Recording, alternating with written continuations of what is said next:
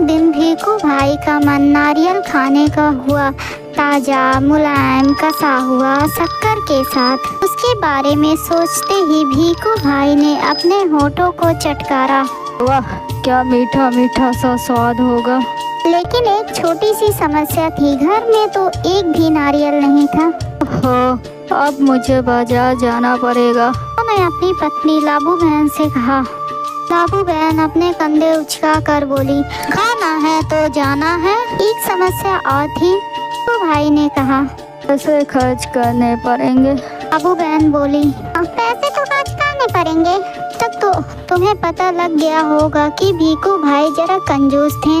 वे सीधे खेत में बूढ़े बरगद के नीचे जाकर बैठ गए और सोचने लगे, क्या करूं मैं, क्या करूं। मगर नारियल खाने के लिए जी ऐसा ललचाया कि वे जल्दी घर वापस लौट कर लाबू बहन से बोले, अच्छा, मैं बाजार तक हो आता हूँ। पता तो चले कि नारियल आजकल कितने में बिक रहे हैं। जूते पहनकर छड़ी उठाकर भीखू भाई निकल पड़े। बाजार में लोग अपने अपने कामों में लगे थे।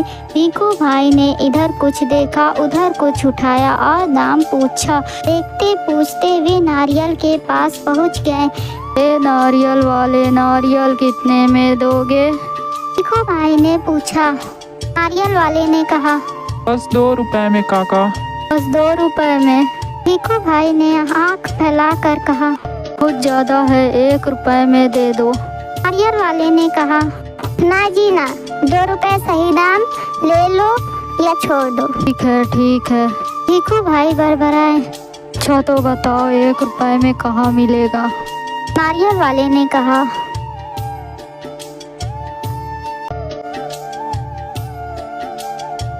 तो देख लेता हूँ। वे अपने आप से बोले, टहलने का एक मौका है और रुपए भर की बचत भी हो जाएगी। उसी से घुरघुराते भीखू भाई ने छड़ी को जमीन पर थपथपाया।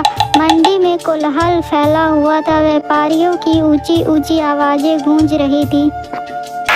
बटाटा आलू, कांदा प्याज, गाजर गोभी बंद गोभी। माथे का पसीना पोंछकर भीखू भाई ने इधर उधर तक नारियल को देखकर पूछा, अरे भाया, एक नारियल कितने में दोगे? सिर्फ 1 रुपए में काका। नारियल वाले ने जवाब दिया, जो चाहो ले जाओ जल्दी। सूछ है भाई। भीखू भाई ने कहा, मैं इतनी दूर से आया हूँ और तुम वो पूरा 1 रुपए मांग रहे हो। 50 पैसे काफ़ी है। मैं इस नारियल को लेता हूँ और तुम ये लो, पकड़ो 50 पैसे। नारियल वाले ने झट से भीखू भाई के हाथ से नारियल को छीन लिया और बोला, अब करो काका, 1 रुपए या फिर कुछ नहीं। लेकिन भीखू भाई का निराश चेहरा देखकर बोला, बंदरगाह पर चले जाओ, हो सकता है वहाँ तुम्हें 50 पैसे में मिल जाए। भीखू भाई अपने छड़ी से टेक लगाकर सोचने लगे, आखिर 50 पैसे तो पूरे 50 पैसे हैं। वैसे भी मेरी टांगों में अभी भी दम है। पैरों को घसीटते हुए भीखू भाई चलने लगे। हर 2 कदम पर रुककर जेब में से बड़ा सफ़ेद रुमाल निकाला। वे अपना पसीना पोंछते। सागर के किनारे एक नारियल वाला बैठा था। उसके सामने 2-4 नारियल पड़े थे। अरे भाई, एक नारियल कितने में दोगे? भीखू भाई ने पूछा और कहा, काफ़ी अच्छे दिखते हैं। क्या ये कोई पूछने वाली बात है, केवल 50 पैसे। नारियल वाले ने कहा, 50 पैसे। भीखू भाई मानो हैरान से हक्के बक्के हो गए। इतने दूर से पैदल आया हूँ, इतना थक गया हूँ और तुम कहते हो कि 50 पैसे। मेरी मेहनत बेकार हो गई ना भाया ना। 50 पैसे बहुत ज़्यादा है। मैं तुम्हें 25 पैसे दूंगा, या लो, रख लो। कहते हुए भीखू भाई झुककर नारियल उठाने ही वाले थे। नारियल वाले ने कहा, नीचे रख दो, मेरे साथ कोई सौदा वादा नहीं चलेगा। थोड़ी देर बाद उसने भीखू भाई की ओर ध्यान से देखा और जरा ठंडे दिमाग से बोला, नारियल के बगीचे में चले जाओ, वहाँ ढेर सारे मिल जाएंगे मनपसंद दाम में। भीखू भाई ने फिर अपने आप को समझाया, इतनी दूर आया हूँ, अब बगीचे तक जाने में है जी क्या। सच बात तो यह थी कि वे काफ़ी थक चुके थे, मगर 25 पैसे बचाने के ख्याल से ही उनमें फुर्ती आ गई। भीखू भाई ने सोचा, इतना ज़्यादा चलना पड़ेगा, पर 4 आने बच भी तो जाएंगे और फिर कोई भी चीज़ मुफ्त में। भीखू भाई नारियल के बगीचे में पहुंच गए। वहाँ के माली को देखकर उससे पूछे। माली ने जवाब दिया, जो पसंद आए ले जाओ काका, बस 25 पैसे का एक है, देखो कितने बड़े बड़े हैं। हे भगवान, 25 पैसे! पूरे रास्ता पैदल आने के बाद भी जूते घिस गए हैं, पैर थक गया है और अब पैसे भी देने पड़ेंगे। मेरी बात मानो, एक नारियल मुफ्त में ही दे दो। हाँ देखो मैं कितना थक गया हूँ। भीखू भाई की बात सुनकर माली ने कहा, अरे काका, मुफ्त में चाहिए ना, यह रहा पेड़ और वह रहा नारियल, पेड़ पर चढ़ जाओ और जितने चाहो तोड़ लो, यह नारियल की कोई कमी नहीं है, पैसे तो मेरी मेहनत के हैं। सच? जितने चाहूँ ले लूँ? भीखू भाई तो खुशी से फूले ना समाये। मेरा यहाँ तक आना बेकार नहीं गया है। उन्होंने जल्दी जल्दी पेड़ पर चढ़ना शुरू कर दिया। पेड़ पर चढ़ते चढ़ते भीखू भाई ने सोचा, बहुत अच्छे, मेरी तो किस्मत खुल गई, जितने नारियल चाहूँ तोड़ लूँ और पैसे भी ना दूँ, क्या बात है। भीखू भाई ऊपर पहुँच गए। फिर वे टहनी और तने के बीच में आराम से बैठ गए और दोनों हाथों को आगे बढ़ाने लगे सबसे बड़े नारियल को तोड़ने के लिए। पैर फिसल गए। भीखू भाई ने एकदम से नारियल को पकड़ लिया। उनके दोनों पैर हवा में झूलते रहे। ओ माँ, अब मैं क्या करूँ? भीखू भाई चिल्लाने लगे।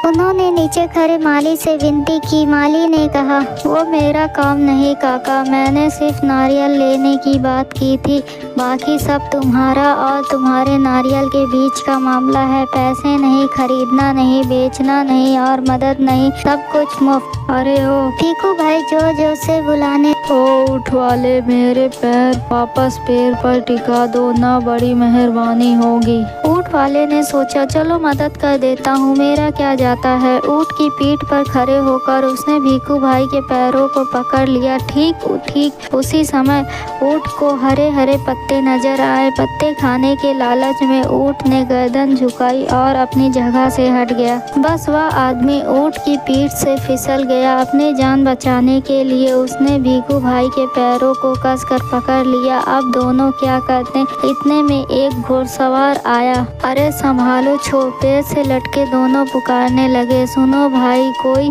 बचाओ बचाओ। घुड़सवार को देखकर भीखू भाई ने दुहाई दी, ओ मुझे पेड़ पर वापस पहुंचा दो। 1 मिनट भी नहीं लगेगा, मैं घोड़े की पीठ पर चढ़कर इनकी मदद कर देता हूँ।